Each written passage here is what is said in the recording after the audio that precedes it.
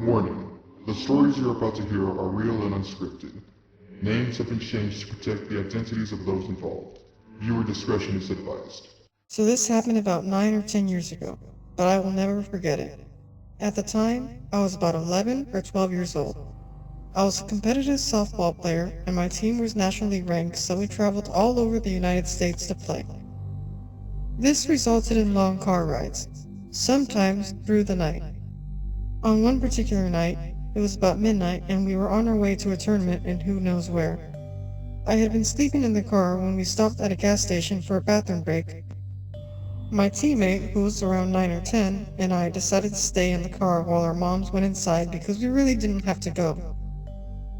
A few moments after the moms had left, locking us in the car, I noticed another car in the parking lot. It was a few spaces over, and was the only other car in the station at the time. I noticed a middle-aged man and a little girl who was about 6 to 8 years old, who I assumed was his daughter because she looked strikingly similar to him.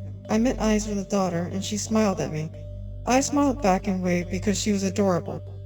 The little girl then said something to the man and he looked at me and smiled too. I went back to minding my own business as the man went inside the store and left his daughter in the car. When I looked back at the little girl, she was looking back at me with a scared look on her face. She started hitting the windows and motioning for me to come over to the car. Instantly, my adrenaline went into overdrive. This girl was really acting like she needed my help. My mind was racing. What if this man had kidnapped her and she needed my help? My initial thought was that he was her father, but you never know. I just had no idea what to do.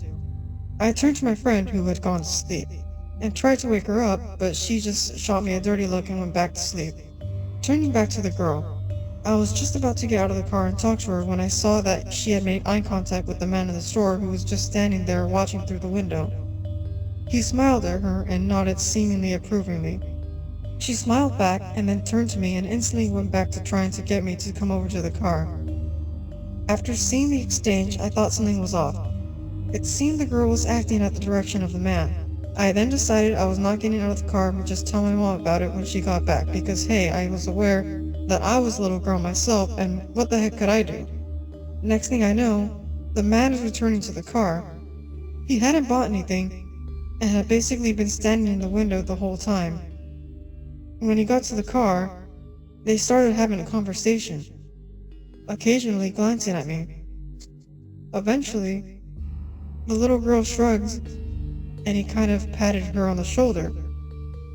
They started to pull out of the parking lot and I glanced at the girl one last time and saw she was looking right at me with this huge smile.